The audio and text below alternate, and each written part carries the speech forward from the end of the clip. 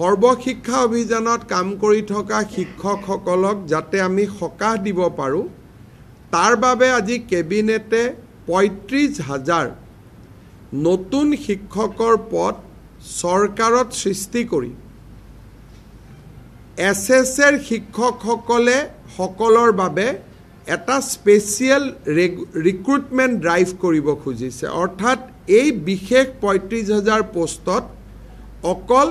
এছএছত কাম কৰি থকা শিক্ষকসকলেহে আবেদন কৰিব পাৰিব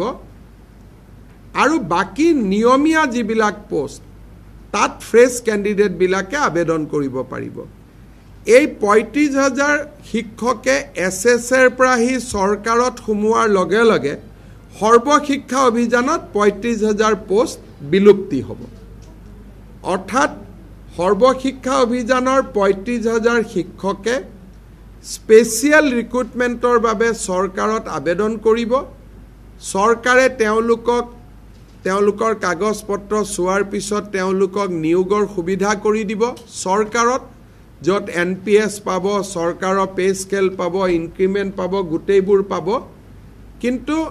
এইখিনি হৈ উঠাৰ পিছত সৰ্বশিক্ষা অভিযানত পূৰ্বতে কাম কৰি থকা তেওঁলোকৰ পদসমূহ বিলুপ্তি হৈ যাব অহা ৪-৫ মাহৰ ভিতৰতে সৰ্বশিক্ষা অভিযানৰ প্ৰতিগৰাকী শিক্ষকে চৰকাৰত নিযুক্তি পোৱাৰ সম্ভাৱনা মুকলি হ'ব আজিও তেওঁলোকে ৰেগুলাৰ ৰিক্ৰুটমেণ্ট ড্ৰাইভত কিছুমান তেওঁলোকে ৰেগুলাৰাইজ হৈ থাকে কিন্তু এইটো তেওঁলোকৰ কাৰণে হোলসেল কৰা হ'ব সেইকাৰণে আমাৰ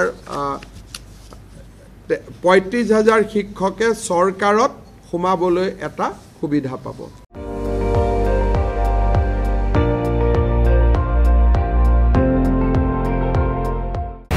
আপুনি চাই আছে ND24